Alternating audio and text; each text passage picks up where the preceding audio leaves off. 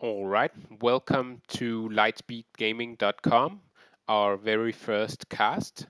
I am excited to show you the DoW2 Retribution multiplayer mode, and I will do that by showing you a game of me playing the Sneaky Sneaky Eldar with the Sneaky Sneaky Eldar base over here, fighting the Evil Chaos with the Evil Chaos base over here.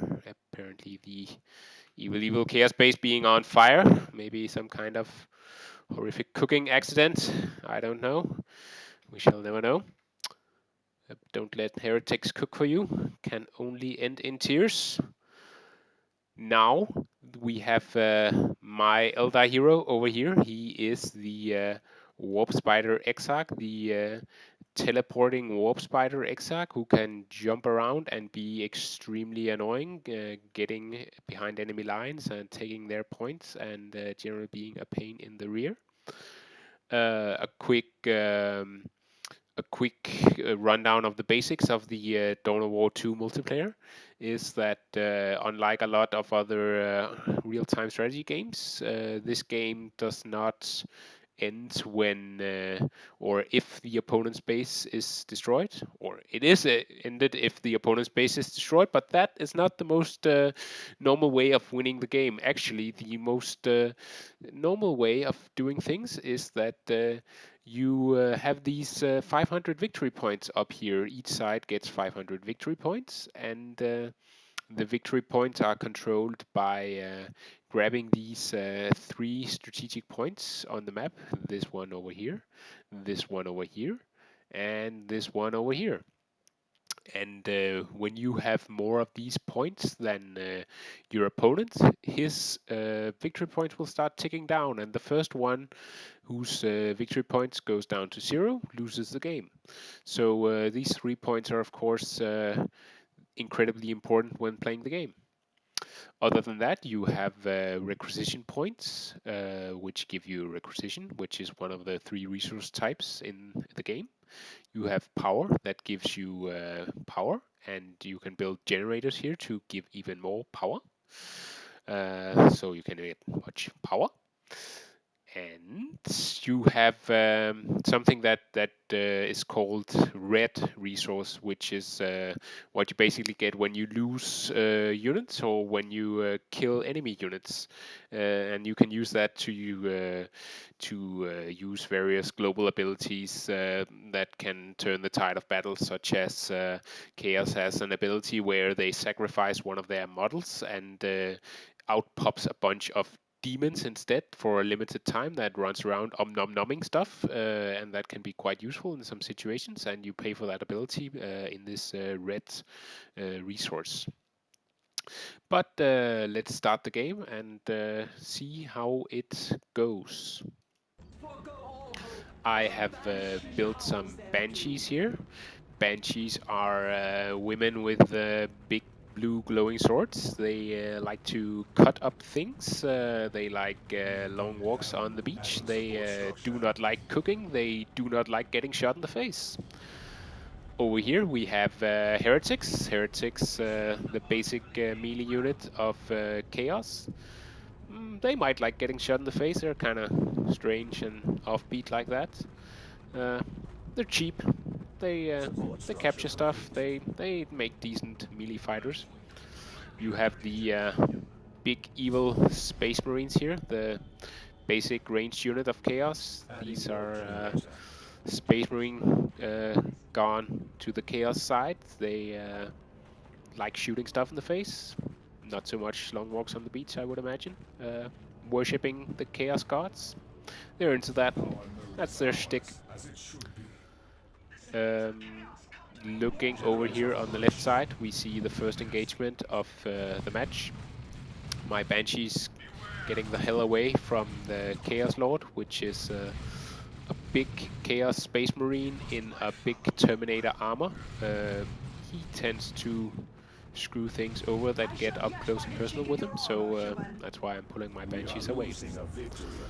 And now he's going to be very annoying, decapture my victory point. and there's not too much I can really do about him right now. He has a lot of health, and if I try to attack him, he'll just start running at my units, and I'll have to pull them out. So I try to be sneaky and go behind his lines. These Guardians get shot up a bit by the Space Marines, and they're not very tough, so I can't let them stay and fight.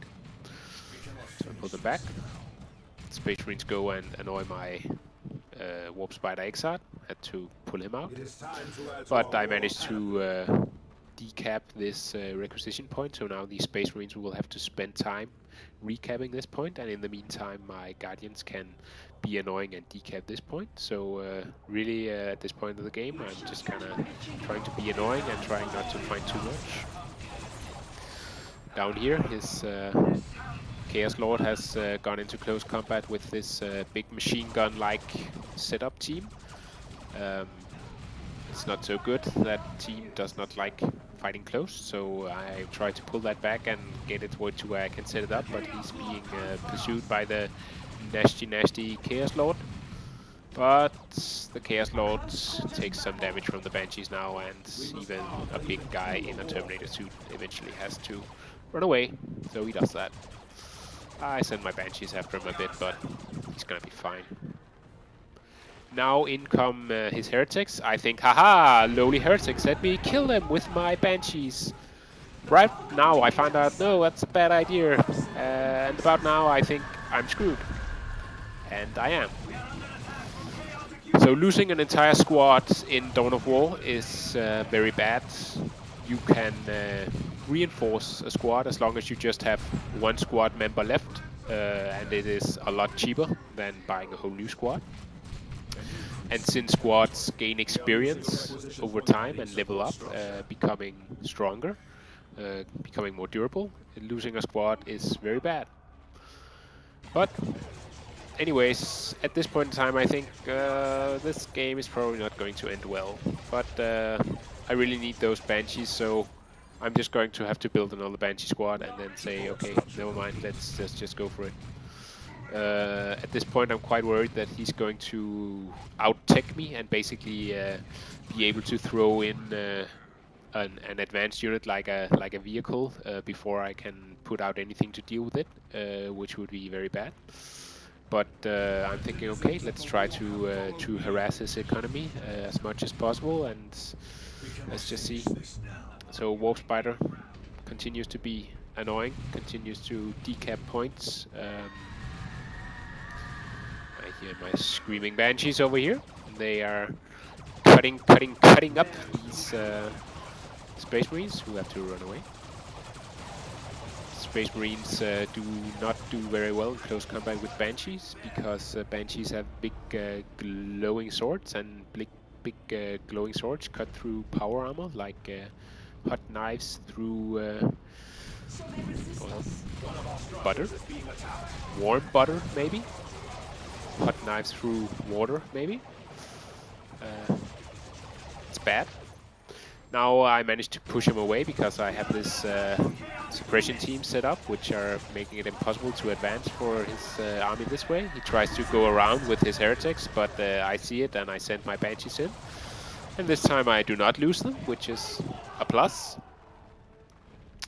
So I'm starting to get a bit more handle of in the game right now. I have lost a lot of victory points. You can see I'm down to 310 up here. I'm the blue player, and he still has all of his victory points. So I've stopped bleeding requisition, stopped bleeding victory points, but I need to start draining him if I'm going to have a chance at this.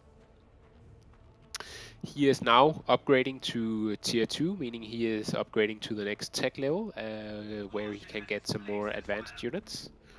He is actually drained of all his requisition, which is interesting. I actually have quite a lot of requisition, so my resource harassment has been working all right. Some fighting going on up here. And I'm also going to tier 2, so I'm not that far behind actually. This is looking all right. I managed to drive off this Chaos Lord again. Now I'm a bit. I have an open flank over here. I can move in my units. He can't really do anything about that. I decide to go for his power farm over here. If I can destroy some of his generators, then he'll not gain power quite as quickly, and then he won't be able to put out units quite as quickly. We cannot finish this now. Now he sees that, and he's moving in his heretics, and he also has space marines down here, so that would be a bad engagement for my banshees to get involved in, and I pull them out. Pull them out and find an easier target that's not protected, like this